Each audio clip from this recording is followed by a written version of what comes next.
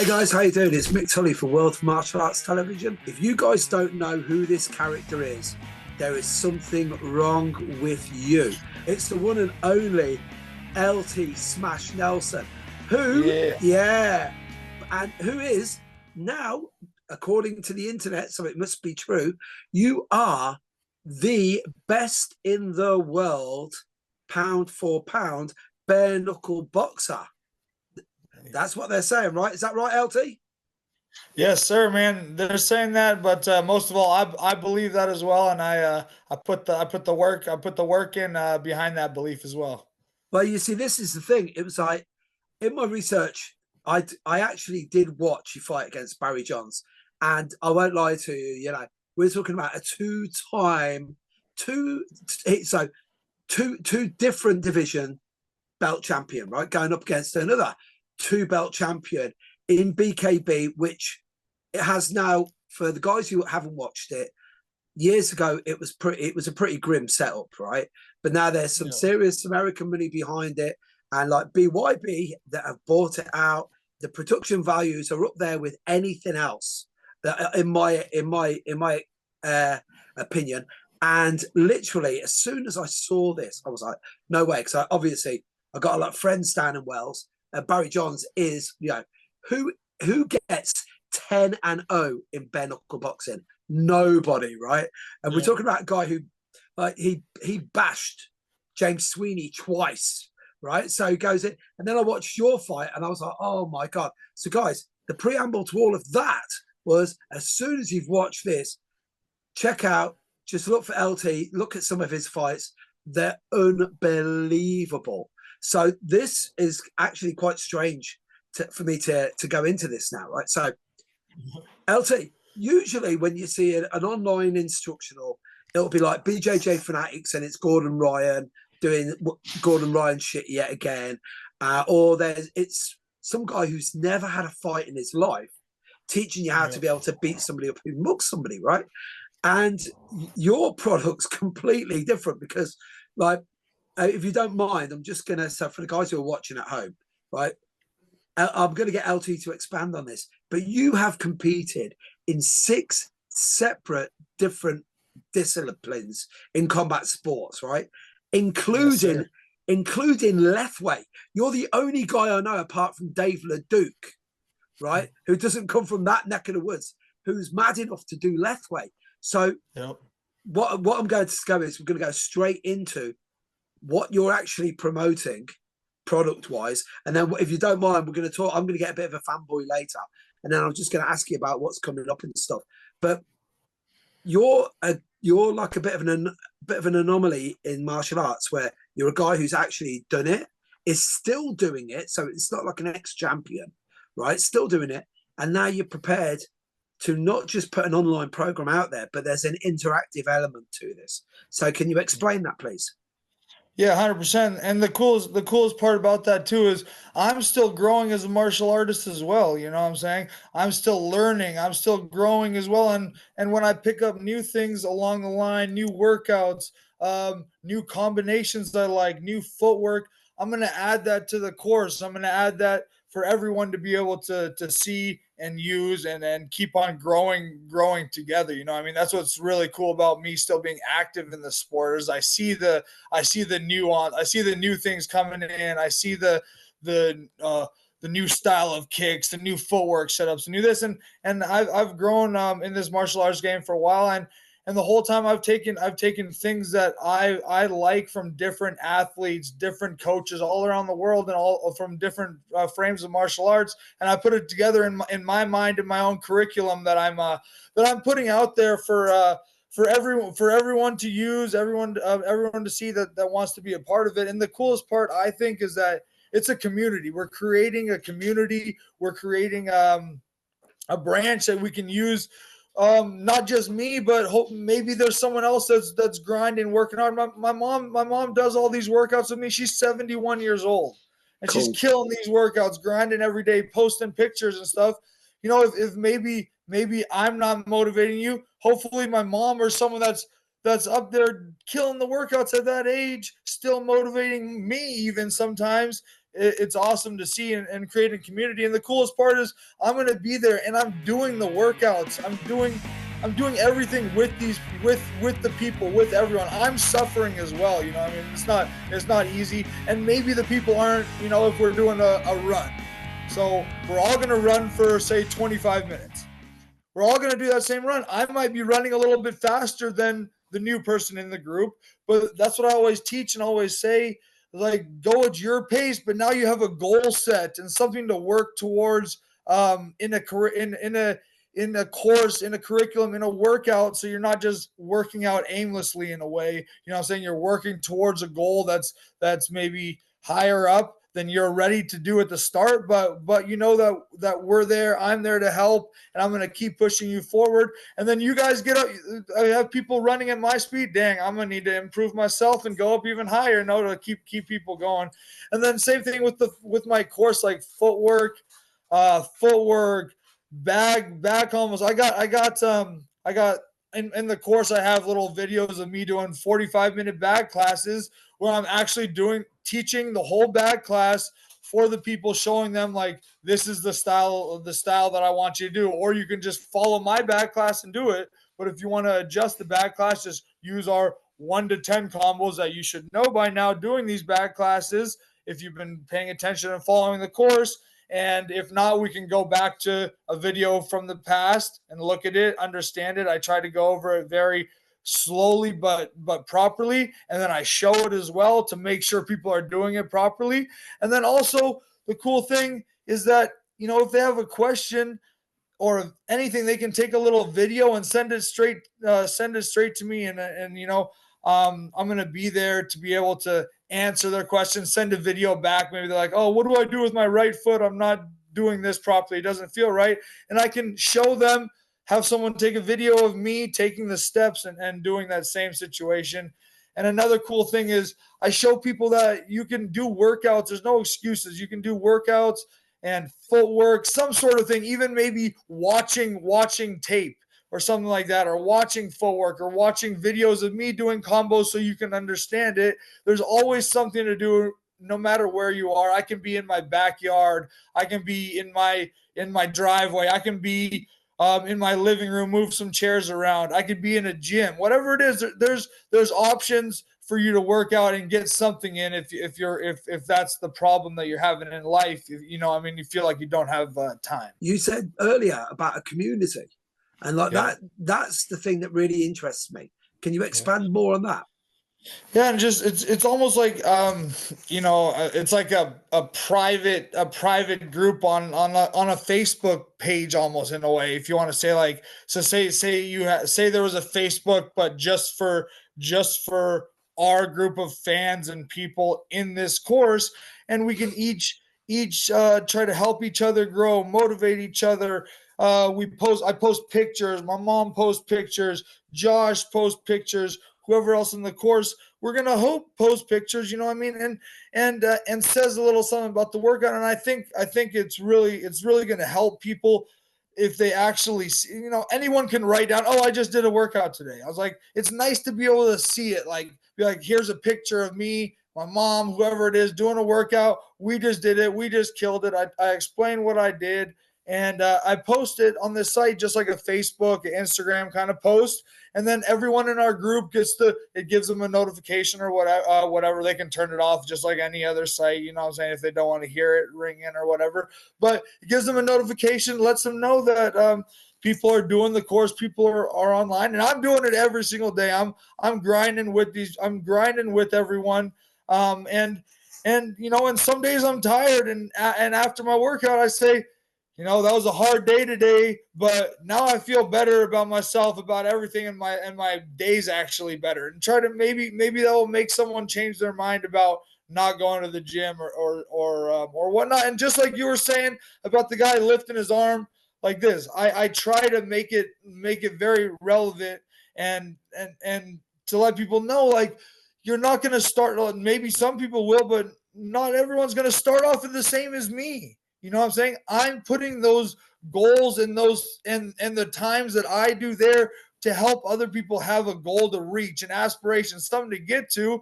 that doesn't mean that I want you guys to have that right away and do that right away. I mean, I want that, but that's something that I'm here to help with. I'm here to Yeah. try to push you forward. I'm here to show you ways around. If anyone can't do the workouts at all, that doesn't mean you shouldn't do the course. That just means there's ways around. Okay, so instead of running on the treadmill and hitting the stairs, let's do a nice walk on the treadmill. Let's walk around the block 3 times. There's many things that we can do, and that's all a simple text post question away, a text right to me, whatever it is, and I'm good about messaging people back and getting back to people, especially when it's something I truly care about. This is something I care about. Like you're saying, I actually have love in the martial arts. I have love in this fight game, especially, and then it makes me feel amazing and good when other people see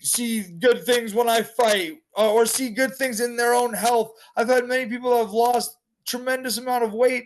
I had a girl that I started with during COVID, actually, out in Colorado when I was still out there, and she within the first like 6 months, 7 months working with me, she lost like 45 pounds or something like that. And now, Wow. she was a very, very shy, quiet, everything kind of person, and martial arts brought out a different sense of her. And now she's had 5 fights. They're all amateur fights, but she had 5 fights. She never wanted to fight, never wanted to do anything, never even thought about it. But like just being in the martial arts game, getting in shape, she looks amazing now and is shaping a different. She's 46 years old. This all Yeah. happened within the last 3 years of her life. So she had her first fight at like 43. I mean, yeah, 43 or 44. Now she's 46, looking better than she ever did in her 30s, and even, you know what I'm saying? Just from staying in shape, staying moving, grinding, and getting a new kind of confidence. And that's what we're trying to grow and build in people. It's not just about how you look and this and that. If you're confident about yourself, no matter what, it's going to help you be happier, and then help people around you be happier too, you know? Yeah, it's exactly that. It's like, this is the thing. Like, yeah, I'm a lifelong martial artist, and I say it all the time. First of all, it's never too late to be the person you were supposed to be. Yeah, and when you look in the mirror, when you look back and you look at that mess, and you go, I was never supposed to be this guy. I was never supposed to be that girl. And then martial arts is so cool because it's such a paradox, because you're getting into it to beat people up, and 9 times out of 10, most of us get into it because we've got masochistic tendencies against ourselves. Yeah, you know what I mean? That's we're not beating them, but we're beating somebody else up, and they're actually really me, right? So that's gonna it's gonna lead me into, you know, where did you get started in martial arts? Because that's what I'm interested in. Well, I've always been like I've always played sports. I'm from South Africa originally, and you know, I always say, like, growing up there, I couldn't. It wasn't like I feel like a lot of my people growing up, they show me video or pictures and stuff of growing up out here, and they were like out in their neighborhood walking around with their friends by themselves. Like, I wasn't doing that in South Africa. You can't just go walk around randomly in South Africa. It's a lot, you know, it's a little bit different. So me growing up was a lot of I'd be with an adult with my parents, and they'd take me to sporting events, sports, or I'd be in school. So I grew up a lot like surrounded by sports in school. And the cool thing about my parents is they let me they traveled a lot too. So I tried sports from all over the world, different sports, different athletics, and I chose, and I've always had like a found love for extreme sports and contact sports. Yeah. Contact sports, extreme sports, anything that I can like check someone, hit someone, jump off of something big. I don't know. I like to do it. And I found martial arts, and martial arts is the best of all those worlds, because like I don't know what more of a thrill you have than stepping in an octagon, a ring, a cage, something with another human being in front of your friends and family. That's a thrill to me. That's a thrill right away. And then you have to be in shape and you have to grind if you want to be the best. So that's another way I love staying in shape. I love working and trying to improve myself, and I like testing myself. And even if you're not fighting, these workouts that we're doing, these different things, you test yourself in a way. You test your mind. You test how far you can go, and there's never going to be an ending point. I'm sorry to say, like, go do my sprint workout, and then if you think it's too easy, go up like a 1 mile per hour, 5 miles per hour, and see if you can do it again and see how easy it is. You know what I'm saying? There's always an improvement that we can do. I'm trying to improve every day still. I never think I'm perfect yet. You know what I'm saying? Ever. I'm never going to be. I'm always going to be trying to get to that next level. And that's the motivation that I have, that I love, that I found just changing my life around and getting into my martial arts more, and not just getting into it more, but putting my mind and like I've said, putting the work behind my belief. I have the belief in myself. I've always had belief in myself, but I changed my whole life and my career around when I put the work behind that belief, if that makes sense. Like there's nothing in my mind that I don't believe I can do, because I grind so hard and I put so much work in, and I put all my effort into this. So when I go out that doesn't mean I'm unbeatable or this or that. That just means like when I go out there, I believe in myself and there's no doubts in my mind at any moment. You know what I'm saying? I don't finish the fight like, oh, I could have done this, or I wish I did this. No. If I lost the fight, he had a better night, and I'm going to come back even better next time, sort of thing, you know? Yeah. Well, you just hit the nail on the head, because that we live in a society where everything is goal driven. Yeah. But then once that goal's done, it's like, well, what next? So like right now we've got everyone. It tires me when I hear guys say, I'm boxing training, and I'm like, against who? Well, it's a white collar boxing match. And I went, first of all, I'm really scared about anyone who do 8 weeks of training against somebody else who's only done 8 weeks of training and then punch each other in the head. Like, you know, that worries me, right? And then secondly, is I've come to this revelation myself only recently. I got my black belt in Brazilian Jiu-Jitsu, and it wasn't like I thought I was going to get like superpowers or anything, but I didn't realize I was going to suck as much as I did when I got my black belt, because I built myself up to get it. Then when I got it, and I'm like 55-year-old man going up against, like, you know, these like 18, 19-year-old blue belts who just, they don't have girlfriends. They're not interested in anything apart from jiu-jitsu. They're killing me. And then I'm like going, like, you know, I'm a drywall contractor, plasterer in the UK as well. So I'm like, I've got a neck injury and everything. And I've had to look at it and go, right, okay, so I've got to reset all my goals again to incremental. Just what am I able to do? Am I able to do that better than I did yesterday? Or which is the mad one as you get older, is can I just get it so the decrease isn't as quick, isn't as rapid? Because that's the thing that you got when you said that about your mum, right? I hope you don't mind. In the course of my in the course of my research, right? Even though you've got a real big online presence now and getting bigger with your recent win, dude, your mum gets more likes on YouTube than you do, brother. What's all that about? I know. Huh? She always feels bad afterwards. I was like, no, that's awesome, Mom, because like it's still like in a way putting eyes on me. So it's all. I'm like, I was like, if anything is good, I love it. Like it's like the one. So the funniest one for me is they had her mic'd up for, like, I think it was one of my bare-knuckle Cerna fights or something like that. Yeah, it was a Cerna fight. The first time they had her mic'd up, and she's going crazy. Blah, blah. That thing got so many views, and then the actual video of my fight got like a quarter of the amount of views. But that was the thing. But that was the thing, because it, like, as I was researching it, I was thinking about it, and it was like, I watch more reaction videos on YouTube, which is a strange thing, which is going to lead me on to. I just wanted your thoughts on this, because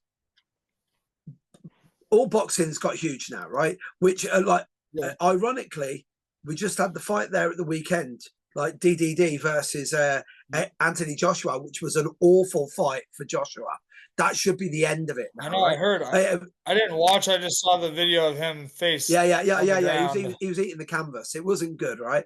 But boxing, which is quite ironic, because what we would consider legitimate boxing is sort of like that, whereas influencer boxing and character-driven boxing and personality-driven sports has gone through the roof.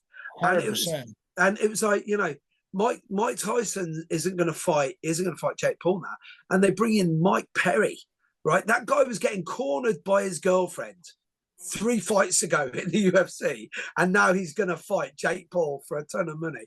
So I'd just like your thoughts on this personality. Do you think it's just good for the sport in general, or because some people hate it, but I quite enjoy it. Yeah, I mean, I don't understand why or how you could really like hate it in a way, you know what I'm saying? So like, and it just like I'm saying, like with my mom's reaction videos or something like that, it might not be like me getting the exact attention, but it's still in a way circling back to me, you know what I'm saying? So in any sense, like people's eyes are on the fight sport. Yeah, obviously, oh yeah, I want to get paid millions of dollars too. Like that'd be awesome, you know what I'm saying? Go have 2 fights and get just be like, oh, cool. No, everyone can be happy. The rest, whatever it is, that's cool. That like, oh, but do I hate on that? No, that's awesome. Like, I wish I thought of that sooner, or was a YouTuber, whatever it is. You know what I'm saying? That's cool. But that's the day and age that that's what we're in now, and that's the day and age, and this is what people enjoy. So we have to, in a way, be a part of it. Maybe don't have, I don't know. just get in there and let it be. Well, you see, this is the thing. It's like, as you just said, like it's all about getting eyeballs. That's everything. It's like, we live in it's a bit bad because we live in this world where I could insult you now. You could say something, go off. We could clip that up and get 10,000 views, boom, like that. Controversy. But there's, what we're getting out of that, you're getting nothing. It's like that's TikTok, right?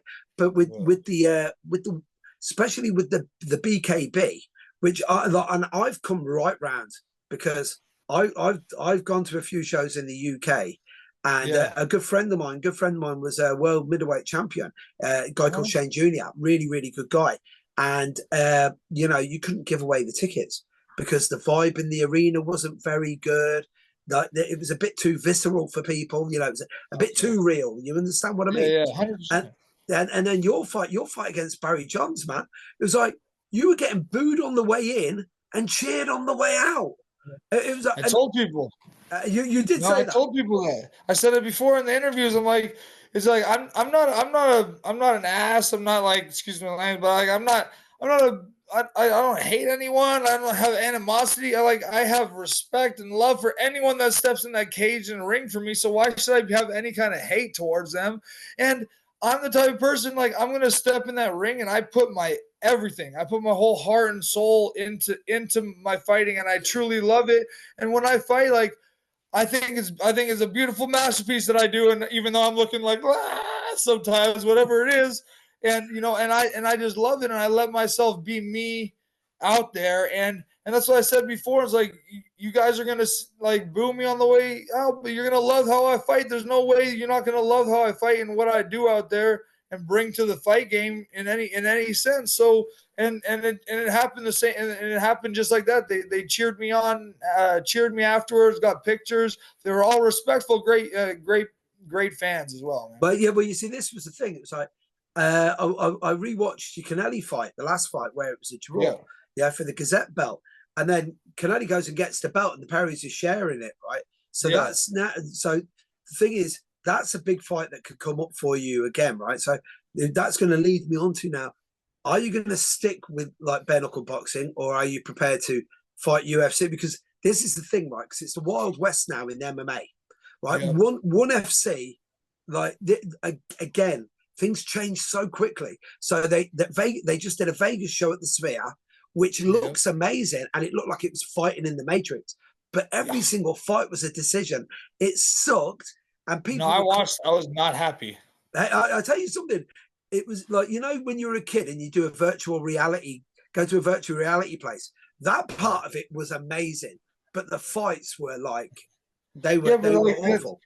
That seems like what is becoming, and everything not everything, but a lot of stuff these days is becoming like all about. It's like what happened to the actual fights and stuff, and the fighters and people that actually want to put on a show. And we're entertainers. I'm an entertainer.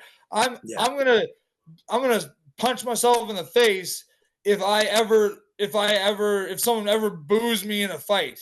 You know what I'm saying? That's terrible. I'm doing something wrong. It's not just a fight is two-sided. I don't care what anyone says. You know what I'm saying? So if you get taken down and you're getting held on the ground, I've had that many times. I've lost a lot of MMA fights like that when I wasn't training jiu-jitsu. Yeah. When I was just relying on my stand-up skills back in the day and whatnot. And I was and I would get mad. Someone would take me down and I'd be pissed at the crowd for this and be mad at the guy for taking me down. That's my fault. It's my fault for not training the wrestling, not being prepared for that. I should be able to stop that takedown, get up, and now that's what's going to happen when I have another MMA fight or something. And that's the cool thing about my BYB contract that I signed. I'm the only fighter in BYB that has titles that's allowed to fight any gloved combat outside of 40 days. So I'm going to stay busy fighting glove combat as well. Whenever I get opportunities and whatnot, I'm ready. I still do 2 days of jiu-jitsu a week, even when I have my my bare knuckle fights coming up. I still, I stay active in all martial arts just to stay ready for. And I feel like that helps me get better in the bare knuckle. We have clinch, dirty boxing in the clinch. We have different motions and different strengths that you get from jiu-jitsu, different positions, different cardio, and you can't always train that just in a gym lifting weights. Well, you see, this is the funny thing, right? So I've been watching a few of your fights, right? So, I'm 10th Khan in Muay Thai. So yeah, my clinch I used to really enjoy until I was every now and again when you get cracked with an elbow, it's not fun. And I got a hearing aid. I got a hearing aid now and stuff, which it doesn't really help. But it's certainly not. Good job that I've been married for 35 years because it's not exactly the greatest thing for a lady to see, when you just sort of that disabled. But I was watching your fights, and I was watching the clinch, and this is the thing with Barry Johns, dude. That fight that could have gone either. That first round, man, you ate some absolute. What were you thinking? Because you ate some savage shots. I know. Well, I was like, I do exactly what I tell all my students and people not to do. Is like, don't rely on if you see me, I was standing out there and I was just watching. Yeah. It's like, why should I shouldn't just rely on me believing that I'm fast or me believing that I can see the punches coming or something like that. I should use that. I should use those little slips and motions off of my normal motion. So I should start. If you saw like towards the end of that round, I started just moving my head and moving my feet, and I started missing punches. It wasn't like all of them was me seeing the punches and missing them, but it was because of the motion that I created that made me miss a lot of those punches and have the flow and have the responses that I was able to create later on in the fight. But yeah, it was just, if you notice, I was just standing there. Yeah. I was just standing there like looking at him and I was just like, oh, dang. He's actually pretty precise and powerful. That's not fun. But you see these first round, second round, and then third round. You see and like the thing is, the guy's a legend. Like you can't take anything away from him because it's like I saw online a few guys saying, "Oh, he dropped him," and you're like, it's like you made him take the knee for the first time ever. That never happened to him before. And what I was watching it was really good because I'm a real geek when it comes to martial arts. So I was watching. It was like when you're on the outside, that was where he needed to be, right? And then on the clinch, it was a whole different ball game. But it wasn't just the dirty boxing. So the dirty boxing, unfortunately with a lot of people, because I teach Jeet Kune Do and Kali as well, right? And a lot of people go, it's dirty boxing. I go, that's actually an art form. So when you were saying about all of this, I'm like, no, when the guy knows what he's doing, especially when you get a guy, when he throws over the top and he goes for the Jack Dempsey and it's an overhook and the wrench and then boom, boom, boom. And you're like, if you know what you're looking at, that's like that you're watching a virtuoso at work. But if you don't know what you're looking at, it just looks like two guys who are trying to fight. Just brawling. Yeah, exactly. But there was a couple of times where you were fighting, and I was looking at the clinch and going, now I can see the Lethwei. Because there was a couple of times where you got him and he's trying to bring his head up, and I was thinking, if this was Lethwei now, the nuts going straight in, unreal. Because that was it. The one thing, and I'm being a fanboy here myself. So because I teach the Filipino stuff to Kali, in the Trigon, I've seen a lot of your online stuff. that a lot of this triangular footwork where you're cutting off the angle forwards Yeah. and backwards. So like they Yeah. call it in Kali the female and the male triangle. And I was watching that. And is that something that you've been taught, or is that something that you've just learned while you've been in It's the ring? something that I mean I've learned, but I've also been perfecting it with my my new coach Leo Perucci, and we call it a V step, and I've been like adjusting the V step amazingly, and Yeah. now I've been adjusting the V step to be able to go like angling. So I'll throw like a right hand with a V step to shuffle into southpaw, my left hand to shuffle back into orthodox if they follow me that way, so like a double V step. And then we've been doing the same thing forward too, where I can like shuffle forward and then use the V step, and maybe they pull to me and retreat, and I can go forward with it as well. Yeah, You know? well, yeah. A couple of times I saw, I was watching a few of your fights. What I used to what Triple G would do was he'd step out. So say he was orthodox. So he'd step out, go forwards with the left, and then swing back and catch on the short uppercut. And it just, when you see stuff like that, you just go, come on, this is an art form. And the bare knuckle boxing, this is the thing. For a guy who was like, I started in karate, so I was bare knuckle there. And then obviously you think I'm going to be a bit more civilized. You had to put the gloves on. And what a lot of people don't understand, so I watched a few of your interviews where you said on the bare knuckle fights, you can bounce back pretty quick. Yeah, you 100%. don't sustain as much damage in a bare knuckle fight as you do in like don't cuts and nicks and stuff. But that just like concussive like blows, like yourself, the worst thing in the world in a gym is put 14 or 16 ounce gloves on guys you can't fight, because they're going to brain damage the mofo out of each other. Yeah, because oh yeah, they're hitting with those pillows and they go mad, right? Yeah. But if you don't mind me asking, like injuries wise, like do you think the bare knuckle boxing affects you more than say your MMA fights or your Lethwei fights or your Muay Thai fights?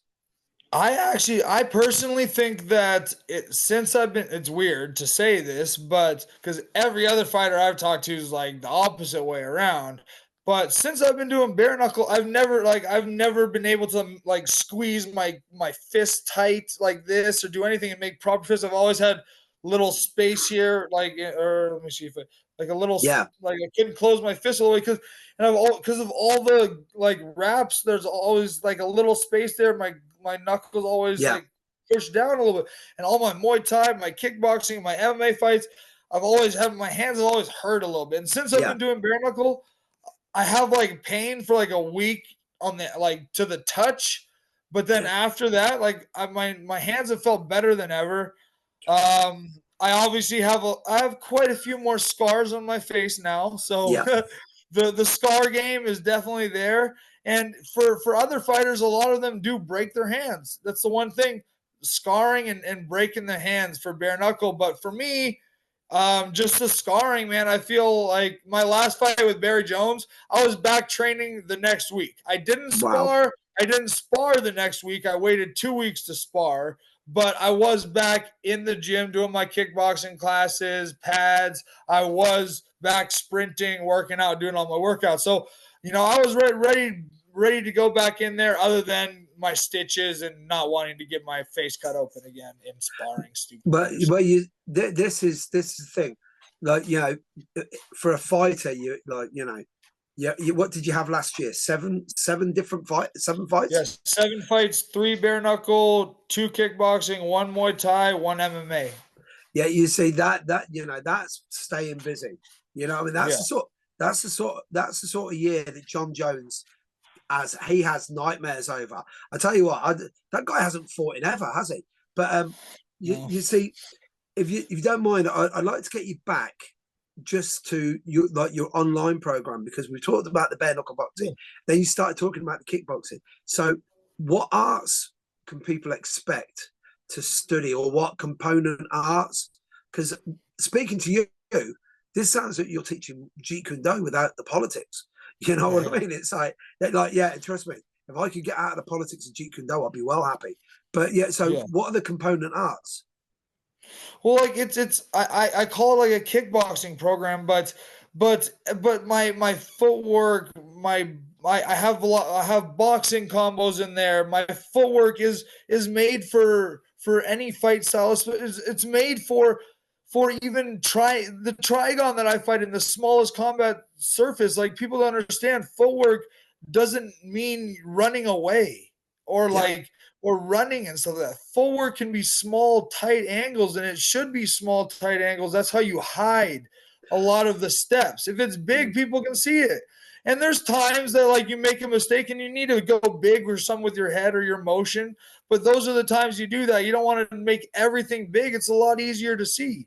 When I explain things, when I teach, I might do it a little bit bigger so people can see that I'm actually doing something, but I'll explain it to them as well, that it's not like that, but we're teaching the basics, keeping our feet underneath us properly. That's going to help you in boxing, kickboxing, Muay Thai, any kind of fight sport.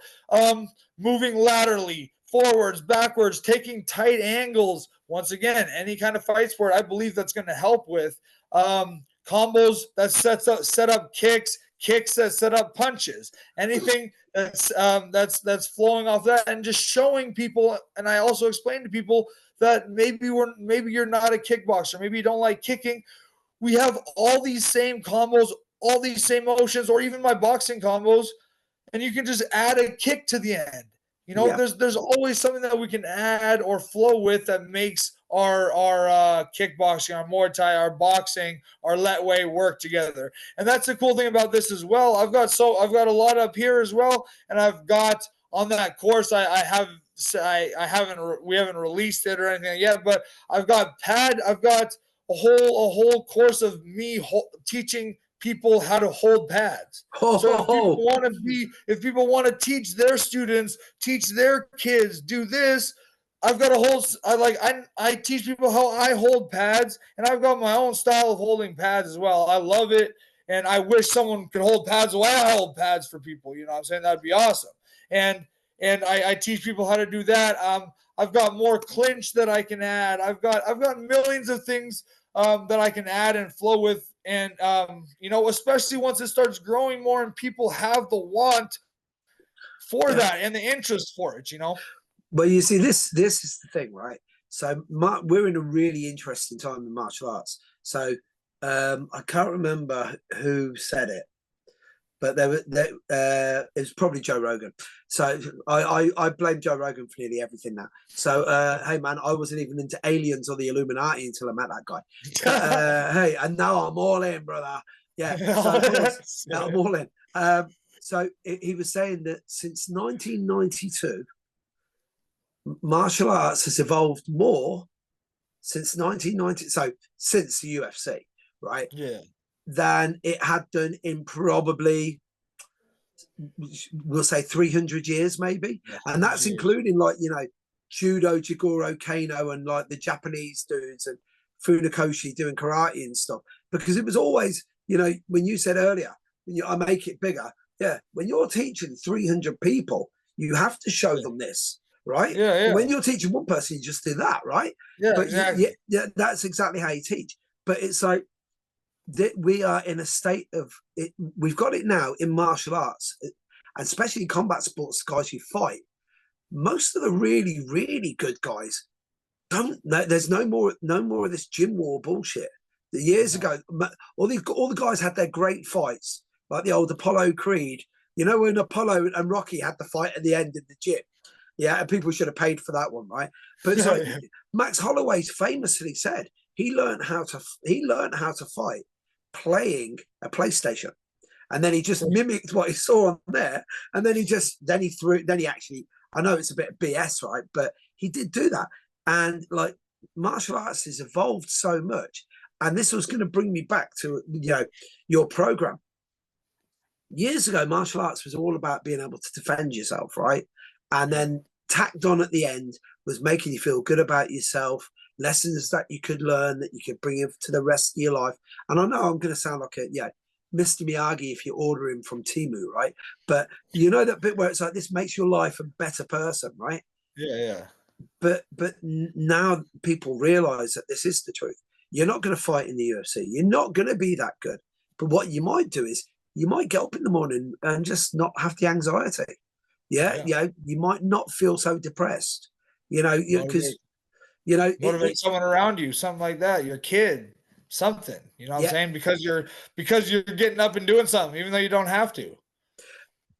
But that's the thing. Yeah, everyone always talks about it in jiu-jitsu. They say, what's the most important belt promotion, right? And it's the one that's around your trousers to the one around your gi, because yeah, everything else is bullshit. White belt to Yeah. blue belt, all the way up to black belt, you just got to Yeah. turn up.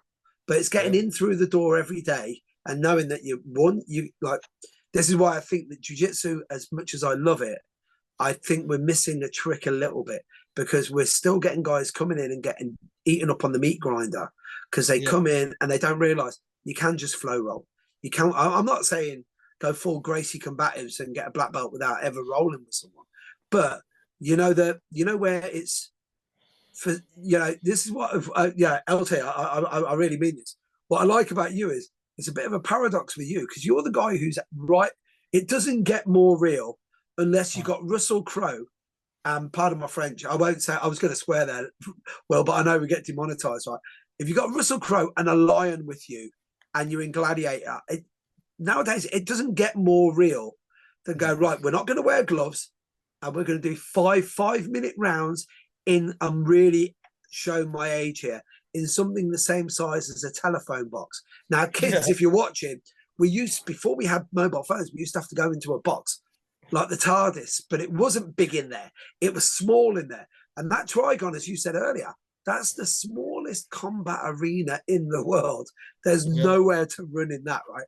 And here's the No. mad thing. This is what, as we've been chatting, it's one that's blew my mind, is if there's one guy who should make this work, is someone who's going, well, I've taken it to that end of the spectrum. You guys, you don't have to follow me all the way up. It's good if you Yeah. want to, but it Yeah. takes a special sort of person to want to get repeatedly punched in the head. I don't know Yeah. about you. I like it because it makes me feel alive. Hey, That's the 100%. reason. It takes us, all this stuff, and even just getting up and grind. Like I go work out every day and do this, obviously, because I want to be the best fighter I can be. But it does, like we were talking about earlier, like when I get up and I feel like crud and I don't feel good, and I'm like, I'm lazy and I want to like just be lazy. And then I'm like in my head, like, no. And I go to the gym. I'm not saying you have to every time you feel bad. Sometimes take days off, you know what I'm saying? Smart. But normally I don't let that happens too often, to take every single day off that you feel tired or something like that. So every once in a while, just get up and go to the gym. And when I do, man, the rest of my day, I'll like call my mom or something like that. I'll be like, I'm sorry that I was mean earlier or not nice earlier, and like I feel happy and good. Not just little things, getting something done. It's just the thought, like, if I have a dirty house and I just put it off, and then all of a sudden I clean it, how much better do you feel about yourself? Not just your house, you feel better about yourself. You get what I'm saying? So that's the same thought that I'm saying about my working out, my program, me being there to help push you. Like, let me help you and help yourself, be happier, be a better you. And that doesn't mean like you're going to be a better person or this or that or this. It just means like you're going to be happier looking in the mirror, this or that. And that's naturally going to flow and ripple effect out to yourself, your family, your friends, your work, whatever it is. And I promise, I know this for a fact, that like, if you're a salesman, you're probably going to start selling more and doing more in that sense, because you're going to be more confident and happy, and people are going to see that and feel that and want to be around you. Hey, LT, I'm totally on the same page. I always say this: if you live in a messy house, I know exactly what your thought process are, because if your house is messy, your brain is messy, right? Yeah. And it's like this is the crazy thing, right? We are primal animals living in a digital age, right? So we're like, this is the thing. Like, I've seen in one of your interviews before where you talked about being a pure warrior, right? Just going and doing this, right? Because we were not designed to sit at home watching The Bachelorette, eating Cheetos and drinking Mountain Dew. We just weren't designed for that. We were designed to go out, kick ass, and take names, right? Yeah. And it's the whole hunter-gatherer thing. It's like, why do we keep wanting to do stuff that makes us feel better about ourselves? Because somewhere right here in the lizard brain, it was like, you know what you got to do today? Get up, collect shit, mate. Do the right thing. Yeah, and it's unreal. So if you don't mind, there wouldn't be that many people working out if that wasn't true, right? Well, this is the thing. It's like either that, or trust me, Scientology are missing a trick, because all they need to do is get some treadmills and some kettlebells into some of their mad churches and forget about the alien bit and get Tom Cruise out and maybe get Batista in there or some beast, right? So Batista, yeah, get Dave Batista. Dave Batista's looking good even when he's lost the weight, right? So so there's two things. So I'm going to save the last question, my best question, till last, right? But before we do that, right? So first of all, how do people get information on this? Because I know, by the way, I should say, I'll preempt it. I know we at WOMA are going to try. We're going to be working with you to bring this forward, to get it out there, to get the eyeballs on it, but then to follow you, because I have to admit, as I said, during my research, checking out some of your stuff, especially you build up to the Barry Johns fight, where just randomly you're doing stuff.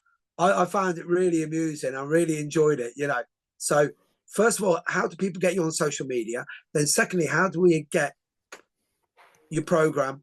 And then lastly, I just want to know what your plans are for the rest of the year and then for the future. So first of all, social media. Yeah, well, so you can find me on Instagram. It's at LT Smash 7. At LT Smash 7.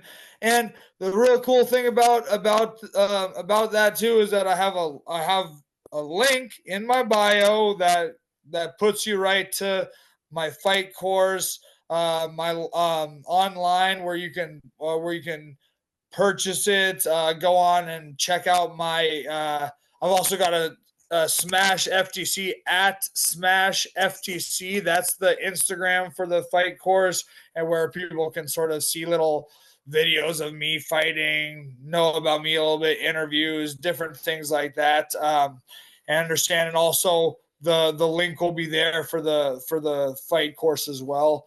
My Facebook is my full name, Laurenti Smash Nelson. If it's hard to spell my first name, so it's LORAWNT-T Smash Nelson.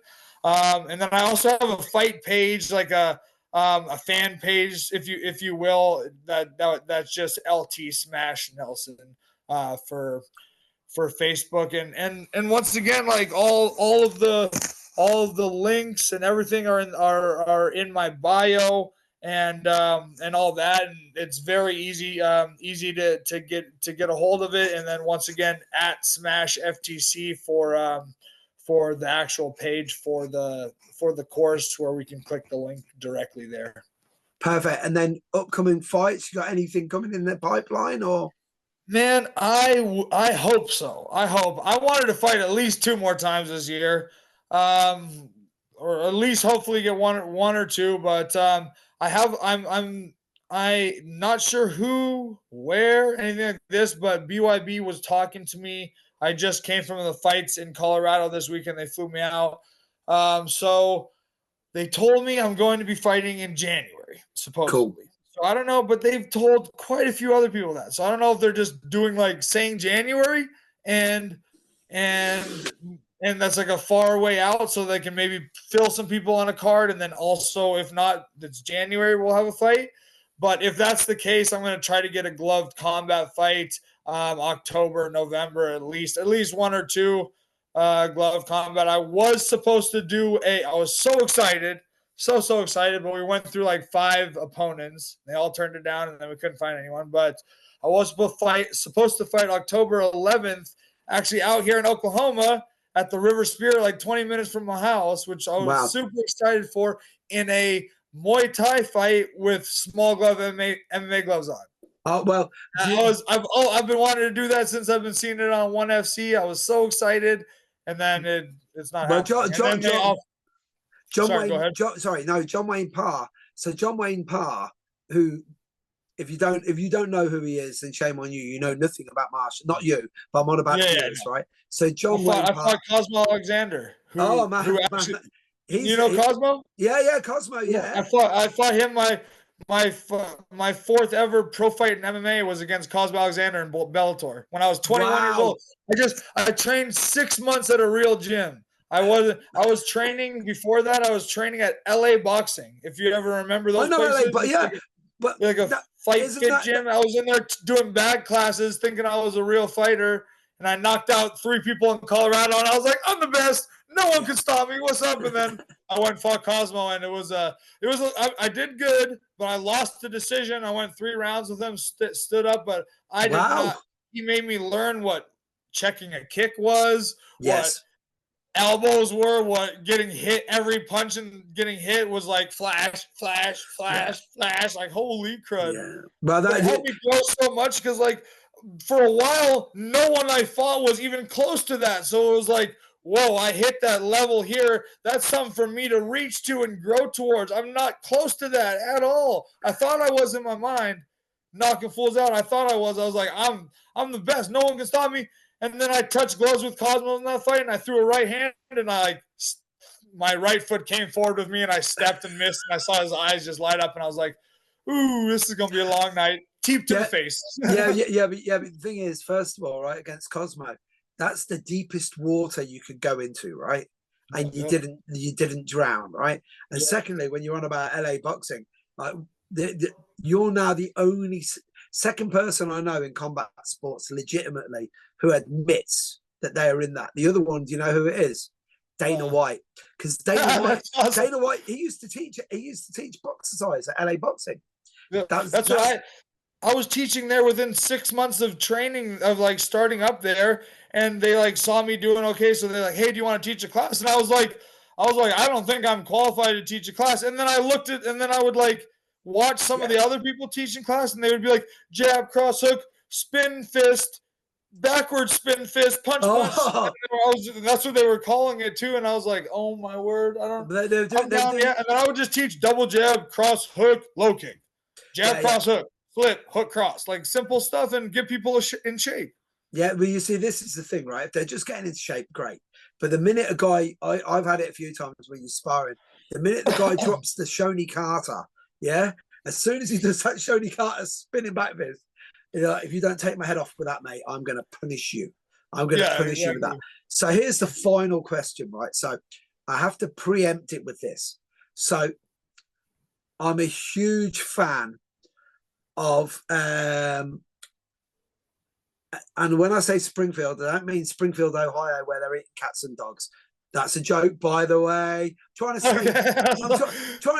stay funny here. I'm a big fan of Springfield, The Simpsons, right? So there is famously an LT smash in The Simpsons, right? But you didn't get your nickname from that, did you? No, I did not. But that's funny because I didn't know about that until like I think like I don't even know, 5 years ago or something like that. And I had it, and I got a new phone now, but I had it say, you know how you can like when you pull up the internet, you have all these different tabs. Yes. I had on YouTube the LT Smash tab saved up on my old phone. I don't have it anymore, but I remember I'm LT Smash. I've told a few people in the past that I'm Armin Tamzarian. Do you remember who he was? No, I don't. What was that? Seymour Skinner. Do you remember Principal Seymour Skinner? That. Yeah. So Seymour Skinner, when he was in Vietnam, he was over there, and his mate died on him, who was Seymour Skinner. And when he went home to tell Seymour Skinner's mum that he died, she said, "Oh, my son's back." So Armin Tamzarian is actually Seymour Skinner's real name because he never had the balls to tell Seymour Skinner's mom. Yeah, that's it. Yeah, so that's it. So if you only get that if you're a real geek like me. Yeah, but I have heard the reason why you're called LT Smash, and it was on a really good friend of mine. I'm showing my age. A really good friend of mine who's been on this show as well, right? So Jack Shaw's dad, Butty, is a really good mate of mine. But you're on Jack's show Oh, recently. nice. And that, I'll tell you, Butty is one of the best guys. He's a legend. Jack's dad is a legend in martial arts in the UK. He's That's such a cool. good guy. Yeah, Yeah, that's a great awesome. guy. But I heard you explain the reason you got it, and the reason you got it, when I heard the story, it summed up for me everything about you, the way that you explained it. So if you could just explain why you got the name Smash. Well, we were out. I mean, I should start off with like, I've always played contact sports and hockey, lacrosse, anything like there'd be a ball or puck or something sitting there. And if a big guy's skating or running towards it, especially a big dude, I don't know why, and I was running towards it, I would always just not care about the ball or the puck and just go straight for the dude. And that was me. And then so I was out and down in Colorado, and I was out, and this dude he was selling bad stuff to people for overpriced money. He was doing bad things. Just a person that wasn't a good influence for all of us. He was older than all of us in town, and we had like a group of four of us in town, and he went, and we were talking, and things got out of hand, and he pushed over like the smallest guy in our group. Right, the smallest guy in our group fell over, and I touched the guy on the chest. I'm like, why don't you pick on someone your own size? And the guy turns to me and hits me in the face right away, and I was like, slightly taken aback. I was like, oh, he actually did it. Like, whoa, that was weird. You know what I'm saying? So my first reaction wasn't to swing. I've always been like pretty calm and stuff. And my first reaction was like, oh yeah, well, you try to do that again, it's gonna be whatever, right? And so he did. He tried to swing at me again. And I remember just closing my eyes or something, and I threw a right hand, and I just hear right away. I hit him with the right hand, slept him, and then he fell back, smashed his head on the concrete. I'm probably what really caused it. And then my friends and I went over and hid and watched, and he was probably out for like 30, 45 minutes plus before the ambulance came and took him away. And then he got a flight for life to Denver Hospital, was in the hospital for I feel like I felt terrible. I never would want that for someone, you know what I'm saying? But it was what it was. And then I got back to school on Monday, and people were already in the hallway.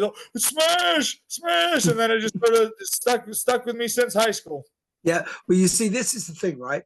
So, like, literally, it's the same sort of thing. Yeah, that it was the same mess, exactly the same. It's exactly what I wanted to hear, because, you know, if that isn't the epitome of what a real martial artist is, so you're there, you're sticking up for your friend, and it's that whole in karate, there is no first strike and everything. Didn't want to know, gave him the opportunity, didn't go again. And then what I really liked about it when you said it on Jack's show was the fact that you turned around and it wasn't any of this bravado. Yeah, and I just hit him with this shot that I've been working in the gym for ages. And it was just like, I just closed my eyes and it was blind luck. And then the fact that you had to get like the flight for life, and which is serious shit. You know, that's really serious shit. And then the immediately where you turn around and you just say, you know, you showed total remorse and everything. I'm like, no, that's a real martial artist. And if you want to know the truth, without putting you up, that's what a real man does. You know what I mean? 100%. It's like you do it, and then because if you're a complete a-hole, you turn around, I gave him what he wants, and he'll never do that to another human being. You go, man, or start beating him up on the ground or something like that. You know what I'm saying? Exactly that. But I'll tell you now, it's been an absolute pleasure. I was coming in here knowing what I was going to get anyway, because I'd done my research on you, and everything I saw, I liked about you. Next time you're over in the UK, I'll definitely come down, cheer you on, support you. Yeah. Wish you all the best. Wish you all the best for the future, man. And the thing is, good shit should happen to good people. And if you don't mind, I'm just going to finish my bit here with. In a few of your other interviews, you've talked about a legacy, but not in a way that, where people go, well, it's my legacy and my fight game and stuff like that. And I liked with you, it was like, this is my job. This is my way of life. This is how I earn money. And then it's, you know, and this is because everyone's the same. A career ends, right? Yeah. In one aspect, but then a career starts in another. And like as a teacher, man, I mean this. If anyone asked me to like say validate a good teacher, you're there already, man. You know, you've seen it, done it, and bought the t-shirt, and then got blood all over the t-shirt. But you understand where I'm coming from. But bro, thank you so much. I really appreciate your time. It's been a joy to talk to you. Right, mate? Thank you guys for even having me and talking to me. Means the world to me, and much love. No and worries. respect. Much love always. And Smash, before you do it, let me see the forearm, brother. Smash time, baby. Smash power. Woo! Beautiful. Thank you so much, bro. Thanks. Thank you.